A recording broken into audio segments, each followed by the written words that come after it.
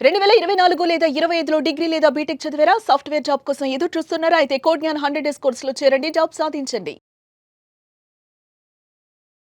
నమస్కారం ఉమాగారు. నమస్తే అమ్మా. కర్కాటక రాశి వారికి ఈ సెప్టెంబర్ మాసంలో 15వ తారీఖు నుంచి 30వ తారీఖు వరకు విద్యాపరంగా, ఆరోగ్యపరంగా, సంతానపరంగా, విదేశీ పరంగా ఎలా ఉండబోతుంది? ఎన్ని గ్రహాలు వారికి ఈ మాసంలో అనుకూలిస్తున్నాయి?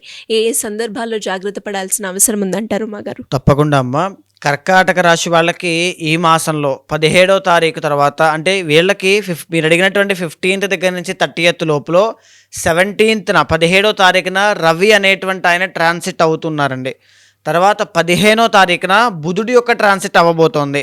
సో ఈ యొక్క 2 గ్రహాల ట్రాన్సిట్ వల్ల వీళ్ళకి 2 గ్రహాలు దివ్యంగా యోగిస్తున్నాయి. ఓన్లీ 2 ప్లానెట్స్ మాత్రమే ఫేవరబుల్గా ఉన్నాయమ్మ కర్కాటక రాశి వాళ్ళకి. మిగతా గ్రహాలన్నీ కూడా కాస్త ప్రతికూలమైన పరిస్థితులు ఎక్కువగా కనబడుతూ ఉన్నాయండి. సో మనం డీటెయిల్గా మాట్లాడుకుంటే 17th కర్కాటక రాశి నుంచి 3rd హౌస్లోకి రవి రాబోతున్నారమ్మ, కన్యా రాశిలోకి. దీనివల్ల ఒక విధంగా మిగతా గ్రహాలన్నీ ప్రతికూలంగా ఉన్నప్పటికీ కూడా వీళ్ళకి ఈ మాసంలో ఈ యొక్క 15 డేస్లో చాలా మార్పులు ఫేవరబుల్గా చాలా మంచి కొరకే జరుగుతాయండి. చాలా బాగుంటుంది. ఎందుకు అంటే రవి శుక్రులు ఇద్దరూ కూడా యోగిస్తూ ఉన్నారు. శుక్రుడు అనేటువంటి ఆయన. సో కర్కాటక రాశి వాళ్ళు ఎవరు చూస్తున్నా, ఐదర్ మీరు అదే జాబులో ఉన్నా, బిజినెస్లో ఉన్న కళారంగానికి, సినీ నాటక కళారంగాలకి కానీ, లలిత కళలకి సంబంధించినటువంటి జాబ్స్లో కానీ, మీ టాలెంట్ కానీ ముందుకు వెళ్ళాలన్నా, ఫిలిం కెరీర్లో సింగింగ్, డాన్సింగ్ లాంటి కెరీర్స్లో, రైటింగ్ ఫీల్డ్స్లో కూడా ఈవెన్ ముందుకు వెళ్ళాలన్నా, ఆ కళ కానీ ఆ క్రియేటివిటీ కానీ బాగుండాలి అన్నా అవుట్ స్టాండింగ్ పర్ఫార్మెన్స్ అనేటువంటిది ఈ మాసంలో ఈ 12వ స్థానంలో శుక్రుడు ఉన్నప్పుడు మీరు ఇవ్వగలుగుతారు. సో మీరు ప్రయత్నం చేయండి, ఎక్స్ట్రాడినరీగా ఉంటుందండి. తరువాత విదేశీ యోగం అండి.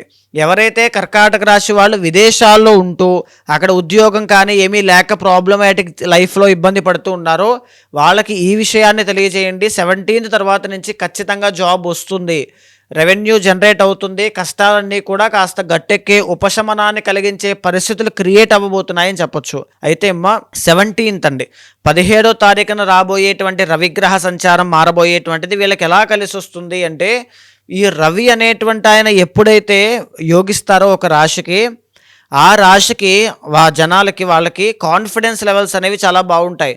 అనుకున్న గమ్యానికి ఎన్ని ఆటంకాలున్నా, ఎన్ని కష్టాలు ఎదురవుతున్నా నేను సాధించగలను అనేటువంటి ఒక ఇంట్రెస్ట్తో, ఒక కాన్ఫిడెంట్తో పరిగెత్తేటువంటి ఆసక్తి కలుగుతుంది, ఉత్సాహం కలుగుతుంది. తరువాత ఆరోగ్య సమస్యలు ఉంటే తగ్గుతాయి. కలహాలకి తగాదాలకి కూడా ఒక ఎండ్ పాయింట్ అని కూడా చెప్పచ్చు. తర్వాత రవి అనేటువంటి ఆయన ఎప్పుడూ కూడా పనుల్ని సకాలంలో పూర్తి చేయడానికి చాలా బాగా ఉపయోగపడతారండి. టైం టు టైం పనులన్నీ పూర్తవ్వాలంటే రవిబలం ఉండాలి. ఆరోగ్య సమస్యలు తగ్గాలంటే రవిబలం ఉండాలి. ఎస్పెషల్లీ మేజర్లీ రాజకీయ నాయకులు ఎవరైతే ఉంటారో, రాజకీయ నాయకులకి రాజయోగం అని చెప్పొచ్చండి. పదవి పెరుగుతుంది, పేరు పెరుగుతుంది, మీకు ప్రతిష్ట పెరుగుతుంది, మీ గౌరవ మర్యాదలు పెరుగుతాయి, మీరు చేసిన ప్రతి పనికి గుర్తింపు లభిస్తుంది అని చెప్పొచ్చు. ఇది చాలా బాగుంది. అయితే ప్రతికూలంగా ఉన్నవి కూడా మనం మాట్లాడుకుని జాగ్రత్త కోసం చెప్పుకోవాలండి. దానికోసం ఏంటి అంటే 3rd హౌస్లో బుధగ్రహ సంచారం అంతగా యోగించడం లేదు. దీని మూలాన ఏం జరుగుతుంది? ప్రధానంగా 3rd బుధుడు యోగించకపోవడం వల్ల బిజినెస్ ఫీల్డ్లో ఉన్న వాళ్ళకి కానీ, కమ్యూనికేషన్ డిపార్ట్మెంట్లో ఉన్నటువంటి వాళ్ళకి కానీ, ఈ కామర్స్ కానీ, ఎక్స్పోర్ట్స్ అండ్ ఇంపోర్ట్స్ కానీ, స్టాక్స్, షేర్స్ ట్రేడింగ్ చేసేటువంటి వాళ్ళందరికీ కూడా కాస్త ఒడిదుడుకులు ఎక్కువ ఉంటాయమ్మా. అప్స్ అండ్ డౌన్స్ అనేవి. అంటే లాభాలు లేకపోవడం, భయము, చేద్దామా వద్దా అనేటువంటి ఒక డైలమా, కన్ఫ్యూషన్స్, ఇలాగ స్తంభించిపోవడం లాంటివి ఎక్కువగా కలుగుతూ ఉంటాయి. 4th కుజగ్రహ సంచారం, కుజుడు యోగించట్లేదండి. ఫైనాన్షియల్లీ డౌన్ అయ్యే పరిస్థితులు ఎక్కువ ఉన్నాయండి. అంటే 12th గురుడు ఎప్పుడైతే ఉంటారోమ్మా, ఎంతైతే కష్టపడుతున్నారో దానికి తగినటువంటి ప్రతిఫలం రావడం లేదనేటువంటి అసంతృప్తి వెనకాల నుంచి ఎప్పటికప్పుడు ఇబ్బంది పెడుతూనే ఉంటుంది. అది ఒకటి. ఖర్చులు విపరీతంగా పెరగడం ఒకటి. తర్వాత 2వ స్థానంలో కూడా కేతు అండి. దీని మూలాన విద్యలో ఆటంకాలు ఎక్కువగా పెరగడం, చదువుకునేటువంటి విద్యార్థులకి ఆటంకాలు ఎక్కువ వస్తాయి, కాన్సన్ట్రేషన్ తగ్గుతుంది, ఉత్తీర్ణత శాతం తగ్గుతుంది, ఇంట్రెస్ట్ తగ్గుతుంది, డబ్బులన్నీ కూడా నిలబడవు, విపరీతంగా ఖర్చు అయిపోతూ ఉంటాయి. ఆ ప్రాబ్లం ఏంటో అర్థం కాక తెలియనటువంటి ఒక యాంగ్జైటీకి గురయ్యే అవకాశాలు ఎక్కువ ఉంటాయి. 4th హౌస్లో కుజగ్రహ సంచారం రుణ బాధలు, అప్పుల బాధతో ఇబ్బంది పడేటువంటి వాళ్ళకి ఇప్పుడప్పుడే పెద్దగా మార్పులు, అప్పులు తీర్చేసేటువంటి యోగం కానీ అలాంటివి పెద్దగా కనిపించడం లేదండి. కొంచెం ఇంకా సమయం వేచి ఉండాలి, కొంచెం కష్టపడాల్సి ఉంది. ఆ తర్వాత ఖచ్చితంగా ఉంటాయి. మాసం చివరిలో వాహన ప్రమాదాల విషయంలో కానీ గాయాలు పాలయ్యేటువంటి యోగం ఉంది కాబట్టి శకునం చూసుకుని ముందుకు వెళ్ళండి. ప్రతిరోజు కూడా హనుమాన్ చాలీసా పారాయణ చేయడం లాంటివి చేయడం వల్ల శనిగ్రహ దోషాల నుంచి బయటపడవచ్చు. ఇంకొకటి మరీ ముఖ్యమైనటువంటి చెప్పాలి అంటే నెగిటివ్ అనేటువంటి విషయాన్ని కూడా మనం మాట్లాడుకున్నాము. పాజిటివిటీ మీకు 2 బలాలు ఉన్నాయి, రవి శుక్రుడు. కాబట్టి వీళ్ళ బలాన్ని ఇంకా పెంచుకోగలిగితే, ఆ ఫ్యాక్టర్స్ మీద మీరు ఫోకస్ చేయగలిగితే, మీకు రవి అంటే రాజకీయ నాయకులు దాని మీద ఫోకస్ చేసిన, బంగారం వ్యాపారం, హెల్త్ మీద ఫోకస్ చేసిన మంచి అవుట్పుట్, మంచి రిజల్ట్స్ అనేవి కనబడతాయి. సో నెగిటివ్ ఆల్మోస్ట్ ఎప్పుడైనా ఉంటుంది, ఆ పాజిటివ్ మీద కాన్సన్ట్రేట్ చేయండి. ఇంకొకటి ఏంటి అంటే ఈ మాసంలో ఇంకా ఆర్థిక ఇబ్బందులు తొలగి ధనలాభం కలగాలి అంటే ప్రధానంగా ఏకాదశ రుద్రాభిషేకం చేయించండి. ఎందుకంటే ఈ మాసంలోనే గ్రహణ ప్రభావం కూడా వీళ్ళకి మంచి చేకూర్చిందమ్మా.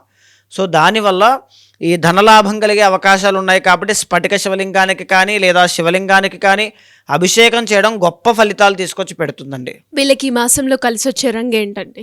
కలర్ వైట్ అనేటువంటిది చాలా బాగుంటుందమ్మా. కలిసి వచ్చే నెంబర్ 6 అనేటువంటిది అద్భుతంగా కలిసి వస్తుందండి. కలిసి వచ్చే రోజు శుక్రవారము అద్భుతంగా కలిసి వస్తుంది. విదేశాల్లో ఉన్న వాళ్ళకి కానీ, ఇలాంటి వ్యాపార, వాణిజ్య, వ్యవసాయ, ఉద్యోగంలో ఉన్న వాళ్ళకి కూడా శుక్రవారం చాలా బాగుంటుందమ్మా.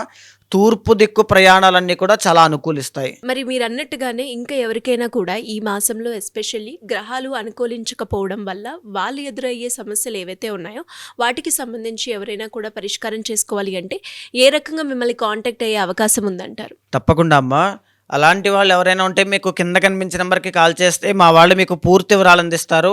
మీ జాతకాన్ని చూసిన తర్వాత మీ గోచారం అనేటువంటిది, మీ పర్సనల్ చార్ట్ అనేటువంటిది చాలా డిఫరెంట్గా ఉంటుందండి.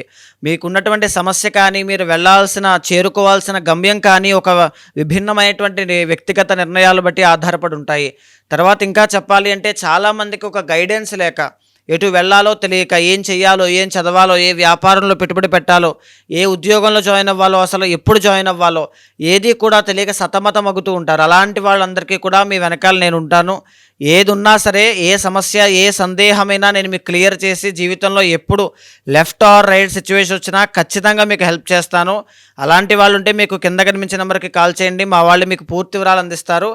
ఏదైనా దోషాలు ఉన్నా సరే శాంతి పరిహారములు మీతో ఆచరింపచేసి ఏదైనా ఒక మంత్రాన్ని ఉపదేశించి భగవత్ అనుగ్రహం కలిగేలా చేస్తాను. థ్యాంక్ యూ అమ్మగారు. Thank you so much. నమస్తే అమ్మా.